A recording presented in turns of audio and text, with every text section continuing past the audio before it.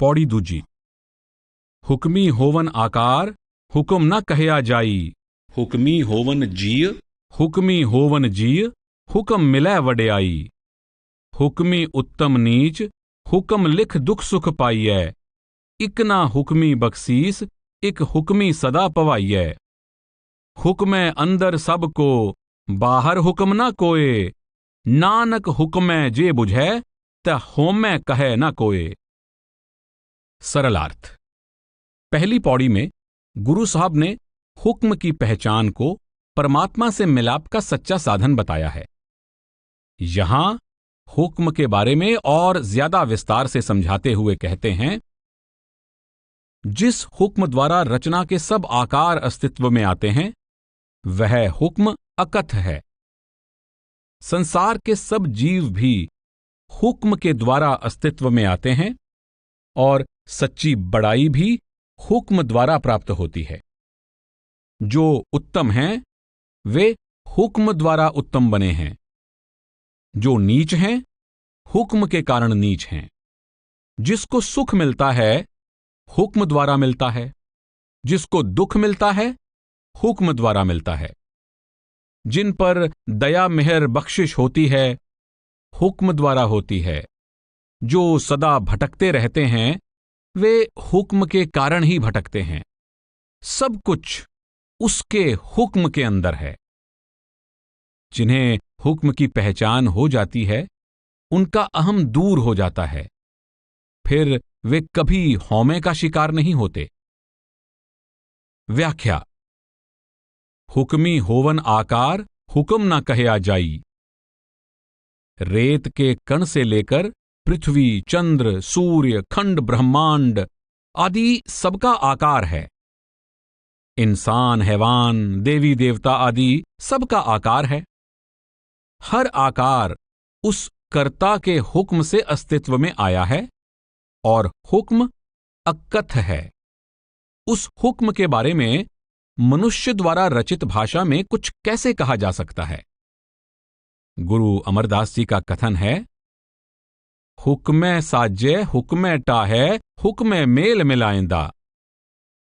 गुरु नानक साहब का कथन है, हुक्मी सभै उपजै, हुक्मी कार कमा है। हुक्मी कालै वस है, हुक्मी साच समा है। नानक जो तिस पावै सो थियै, इन्ना जनता वस किछ ना है। गुरु अमरदास जी की वाणी है, हुक्मी सृष्ट साजियन बौ पित संसारा। तेरा हुक्म न जापी के तड़ा, सच्चे अलख अपारा। हुक्मी होवन जीय, हुक्म मिलै वड्याई। गुरु अर्जुन साहब कहते हैं, 184 जोन सबाई, मानस को प्रभ दी वड्याई। 84 लाख योनियों में सबसे ऊंची योनि मनुष्य की है। मनुष्य बनने की बड़ाई भी प्रभु की रजा से मिलती है और मनुष्यों में बड़ा या ऊंचा मनुष्य बनने की बड़ाई भी हुक्म द्वारा मिलती है। जिसको वह कर्ता सांसारिक बड़ाई बख्शता है, वह संसार में बड़ा बन जाता है। जिसको वह अपने प्रेम और अपने नाम की दात बख्शता है, उसको उसके मिलाप की बड़ाई मिल जाती है। नानक नाम मिलै वड्याई, ऐदू ऊपर कर्म नहीं। उस कर्ता की बड़ी से बड़ी रहमत यह है कि वह अपने नाम द्वारा अपने साथ मिलाप की बड़ाई बख्श दे। हुक्मे उत्तम नीच हुक्म, लिख दुख सुख पाइयै। जीवों के बड़ा छोटा, भला बुरा, सुखी दुखी होने का कारण हुक्म है।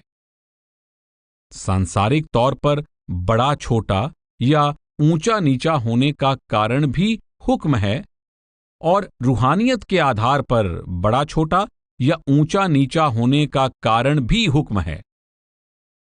रचना की दुखदायक भटकन से बंधे रहने का कारण भी हुक्म है और परमात्मा के साथ मिलाप के परम आनंद की प्राप्ति का साधन भी हुक्म है।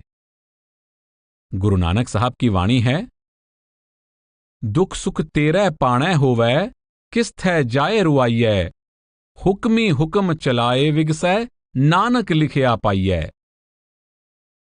गुरु अंगद साहब का कथन है, हुक्म चलाए आपणै, कर्मी वह कलाम, नानक सच्चा सच नाय, सच सबा दीवान। आपका तात्पर्य है कि सुख दुख किए हुए कर्मों के अनुसार मिलते हैं तथा कर्म और फल का कानून परमात्मा के हुक्म का खेल है। गुरु साहब ने जपजी की तीसरी पौड़ी में कहा है, हुक्मी हुक्म चलाए राह। जपजी में ही गुरु साहब ने कर्मी कर्मी होए विचार के नियम की तरफ इशारा किया है। इंसान को जो कुछ मिलता है किए हुए कर्मों के अनुसार मिलता है तथा कर्म और फल का नियम उस कर्ता की रजा से उत्पन्न हुआ है। इसलिए गुरु साहब कहते हैं कि जो कुछ हो रहा है उस कर्ता के हुक्म के अनुसार हो रहा है। गुरु नानक साहब की वाणी है, तिन्ना सवारे नानका जिनको नदर करे। जिन पर उसकी रहमत हो जाती है वे उसके हुक्म की पहचान द्वारा उसके साथ मिलकर उत्तम पद प्राप्त कर लेते हैं। बाकी सब इस रचना में सुख दुख के जाल में बंधे रहते हैं। इकना हुक्मी बख्शीस एक हुक्मी सदा पवाइये। गुरु अंगद साहब फरमाते हैं, ए जग सच्चे की है कोठड़ी, सच्चे का विचवास। इकनहा हुक्म समाए लय, इकनहा हुक्म करे विनाश। अर्थात प्रभु के साथ मिलने की बड़ाई भी हुक्म से मिलती है और 84 के चक्कर में भटकने का कारण भी हुक्म है। मर्जी रचयिता की चलती है, रचना की नहीं। आजादी नाटककार को होती है, पात्र को नहीं।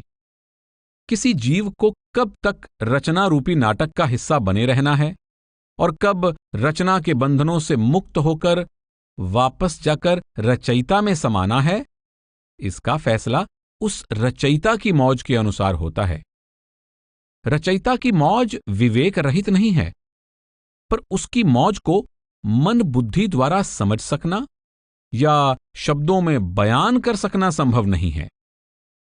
अनेक नीच, पापी और अपराधी संतों की संगति द्वारा देखते ही देखते संत महात्मा बन जाते हैं, जबकि अनेक नेक दिल इंसान प्रभु के अस्तित्व को ही नहीं मानते।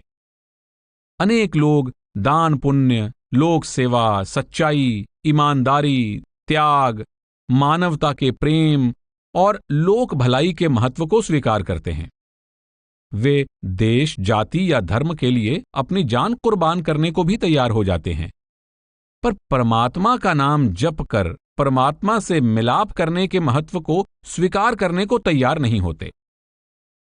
गुरु अर्जुन देव जी की वाणी है, ना को मूर्ख ना को सियाणा, वर्तै सब किछ तेरा पाणा। आपका भाव है कि न कोई अपनी मूर्खता के कारण परमेश्वर से दूर है और न कोई अपनी चतुराई या बुद्धिमता के कारण परमात्मा के समीप है। जिसको वह परमात्मा स्वयं समीप लाना चाहता है वो उसके पास है, और जिसको वह नजदीक नहीं करना चाहता वो उससे दूर है। हुक्मै अंदर सबको, बाहर हुक्म ना कोय। सारी सृष्टि की हर चीज और सृष्टि का हर जीव उस सर्वशक्तिमान कर्ता के हुक्म में है। सृष्टि में कुछ भी उसके हुक्म से बाहर नहीं है। नानक हुक्मै जे बुझै, ता हौमै कहै ना कोय। जिसको यह ज्ञान हो जाता है कि प्रभु का हुक्म सर्वव्यापक और सर्वशक्तिमान है और इंसान की मर्जी तुच्छ और निर्बल है, वह सदा के लिए हौमै के रोग से मुक्त हो जाता है। हौमै हौ और मैं के जोड़ से बना है, जिसके अर्थ हैं मैं मेरा या मैं मेरी। गुरु अर्जुन देव जी कहते हैं, अंतर अलख न जाई लखया, विच पड़दा हौमै पाई। आत्मा और परमात्मा के बीच हौमै की दीवार है। गुरु नानक साहब की वाणी है, हौमै बिख पाए जगत उपाया, सबद वसै बिख जाई। संसार की रचना करते समय इसमें हौमै का विष डाला गया है। गुरु अमरदास जी की वाणी है, दूजे पाए न सेविया जाए, हौमै माया महाबिख खाए। आप हौमै, माया और दूजे पाए तीनों को विष कह रहे हैं। दूजे पाए का अर्थ द्वैत भाव भी है और प्रभु के सिवाय किसी दूसरी चीज का प्यार भी है। एक, परमात्मा के अलावा किसी दूसरी चीज को अपना बनाने की कोशिश करना हौमै है। दो, मैं का भाव, आपा भाव या अपने आप को परमात्मा से अलग समझना और अपनी अलग हस्ती कायम करने की कोशिश करना हौमै है। तीन, परमात्मा के हुक्म के अधीन चलने की बजाय मन मर्जी करना, भाव परमात्मा ने जिस मुख्य कार्य के लिए हमें संसार में भेजा है उसे भुलाकर मन मर्जी के कार्यों में खोए रहना हौमै है। चार, संसार प्रभु द्वारा निर्धारित कर्म और फल के नियम के अनुसार चल रहा है। किए हुए कर्म के फल से बचने की आशा रखना हौमै है।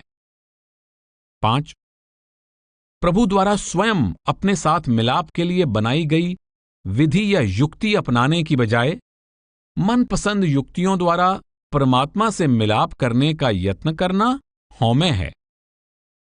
गुरु अंगद साहब हौमै की समस्या पर विस्तार पूर्वक प्रकाश डालते हैं।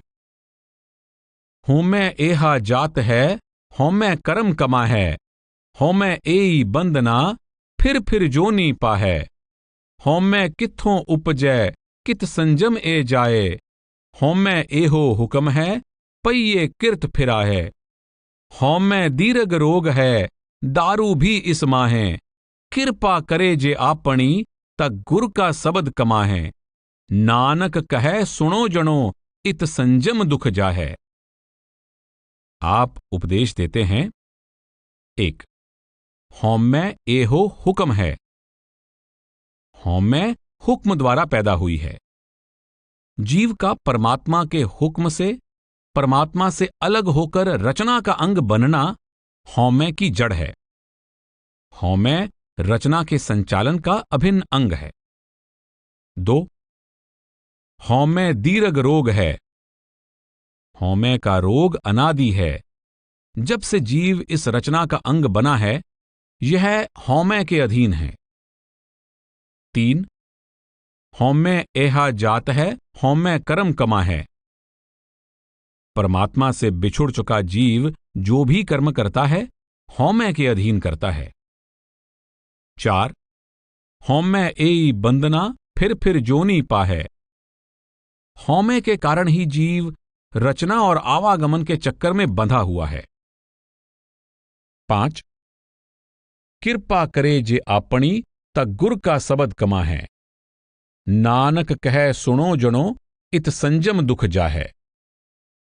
परमात्मा के हुक्म द्वारा हौमै के बंधन में बंधा जीव परमात्मा की दया द्वारा अंदर शब्द या नाम से जुड़ जाए तो वह हौमै के अनादि रोग से मुक्त हो जाता है। परमात्मा के हुक्म द्वारा, परमात्मा की दया द्वारा या परमात्मा के शब्द द्वारा हौमै से छुटकारा मिलने का एक ही भाव है। हौमै के विषय में व्यवहारिक दृष्टिकोण। हौमै की समस्या के बारे में व्यवहारिक दृष्टि से भी विचार किया जाना जरूरी है। हम आमतौर पर अपने आप को केंद्र में रखकर हर चीज को अपने आसपास घुमाते हैं या घुमाना चाहते हैं। हम सोचते हैं कि हमें यह मिलना चाहिए, लोगों को हमारे बारे में इस तरह सोचना चाहिए और हमें हमारी पसंद की चीजें देनी चाहिए। हम हमेशा अपनी बात मनवाना चाहते हैं और लोगों को तथा हालात को अपनी मर्जी के मुताबिक ढालना चाहते हैं। हर बात में मन मर्जी करने की इच्छा ही हौमै है। ये हौमै ही जीवात्मा को परमात्मा से दूर रखने का मूल कारण है। 5 विकारों की जड़ भी हौमै है। हौमै जीव को काम, क्रोध, लोभ, मोह और अहंकार में फंसाकर परमात्मा से दूर ले जाती है। ये सारे विकार विवेक और धैर्य का नाश कर देते हैं। इनके अधीन हम सच झूठ, ठीक गलत की परवाह किए बिना ऐसे कर्म कर बैठते हैं जो हमारी नैतिक, मानसिक और आत्मिक गिरावट का कारण तो बनते ही हैं, साथ ही हमारे लिए नरकों के द्वार भी खोल देते हैं। इस तरह हमारी परमार्थ की दौलत का नाश हो जाता है और हम प्रभु से दूर होते चले जाते हैं। हम न तो अपने आप के कर्ता हैं और न ही संसार के। संसार न तो हमारी इच्छा से बना है और न ही हमारी इच्छा के अनुसार चल रहा है। न ही जीवन हमारे हाथ में है और न ही मृत्यु। पल भर में ही लोग जानलेवा बीमारियों और दुर्घटनाओं का शिकार हो जाते हैं। क्षण भर में ही राज्य पलट जाते हैं और बादशाह भिखारी बन जाते हैं। भूकंप, समुद्री तूफान, आंधियां, वर्षा, महामारी आदि लाखों लोगों का जीवन बर्बाद कर देती हैं। गुरु रामदास जी का कथन है, अनिक उपाव चितविय बहुतेरे, सा होवै जे बात होवैनी। अपना पला सब कोई बाछै, सो करे जो मेरे चितना चितैनी। अपनी तरफ से हम जो कुछ भी करते हैं बहुत सोच समझकर और अपने लाभ के लिए करते हैं, पर इसके बावजूद कुछ ऐसा हो जाता है जिसके बारे में कभी सपने में भी सोचा नहीं होता। गुरु अर्जुन साहब के वचन हैं, मता करे पच्छम के ताई, पूरब ही लै जात। खिन में थाप उथापन हारा, आपन हाथ मतात।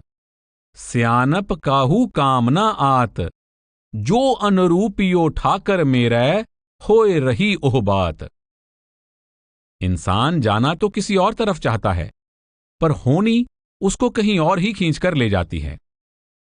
इंसान अपनी तरफ से बहुत चतुराई करता है, पर अंत में वही होता है जो उस कर्ता का हुक्म है। हौमे निपट अज्ञानता है। किसान कहता है कि मैं दिन रात सख्त मेहनत करके खेतों में फसलें उगाता हूं। व्यापारी कहता है कि मैं खून पसीना एक करके धन कमाता हूं। इसी तरह संसार का हर इंसान अपनी मेहनत, अपनी बुद्धि और अपनी कला की प्रशंसा करता है। क्या हमने कभी यह सोचने की कोशिश की है कि धरती, वायु, पानी, सूर्य, आकाश और अग्नि ना होते तो हम क्या कर सकते थे? पांचों तत्व और उस कर्ता द्वारा उनसे पैदा किए गए संसार के बिना हमारी क्या हस्ती है? किसान फसलें उगाता है, वह किसकी बनी धरती पर फसलें उगाता है? क्या उसकी फसलें उसका पैदा किया हुआ सूर्य पकाता है? क्या हमने कभी यह सोचने का यत्न किया है कि सौर मंडल से संबंधित सारी कायनात सूर्य के आधार पर कायम है? आज सूर्य ठंडा हो जाए तो क्षण भर में सारे सौर मंडल का जीवन सुन्न हो जाएगा। सारी सृष्टि पर उस दयालु प्रभु की रहमत बरस रही है। जैसे सौर मंडल का जीवन सूर्य के आश्रय कायम है, उसी तरह सारी सृष्टि का जीवन अकाल पुरुष की सचखंड से बरस रही नाम रूपी सूक्ष्म और अदृश्य शक्ति के आधार पर कायम है।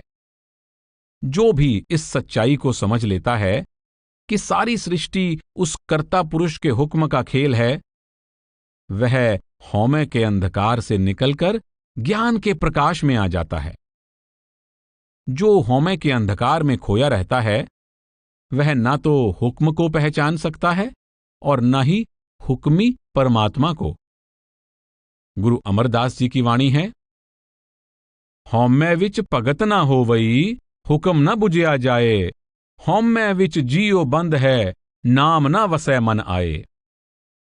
आप सावधान करते हैं कि जब तक हौमे का त्याग नहीं करते, तब तक नाम के साथ लिव जोड़कर बंधन मुक्त नहीं हो सकते। आप कहते हैं, सुहागणी जाए पुछो मुझे, जिन्नी विच्चों आप गवाया। पिर का हुक्म ना पायो मुझे, जिन्नी विच्चों आप ना गवाया।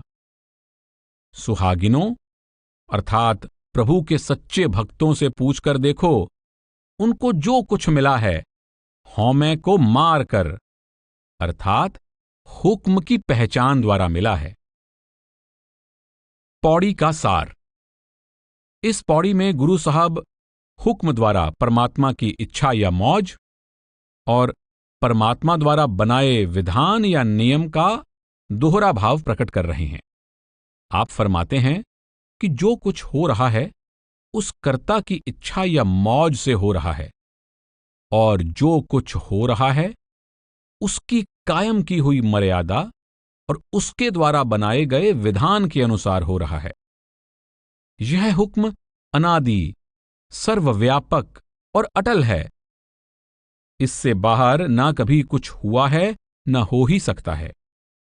जीव का अस्तित्व उसके संसार में आने और संसार का भाग बने रहने का कारण हुक्म है।